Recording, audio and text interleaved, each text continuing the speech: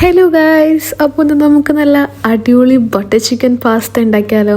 അതിനായിട്ട് ബോൺലെസ് ചിക്കനിലേക്ക് ginger garlic paste, Kashmiri chilli powder, red chilli powder, coriander powder, garam masala, salt, pepper, yoghurt, ഒരു half lemon ജ്യൂസും ഇട്ട് നല്ലപോലെ ഒന്ന് മിക്സ് ചെയ്തെടുക്കണം. ഇനി ചൂടായ എണ്ണയിൽ ചിക്കൻ ഇട്ടൊന്ന് ഫ്രൈ ചെയ്തെടുക്കാം. ഇനി വേറൊരു പാനിൽ ബട്ടർ ഇട്ടിട്ട് അതിലേക്ക് ഒരു ഏലക്കയും ഒരു ചെറിയ കഷ്ണം പട്ടയും സവാളയും കൂടി ചേർത്തിട്ട് നല്ലപോലെ ഒന്ന് മിക്സ് ചെയ്തെടുക്കാം.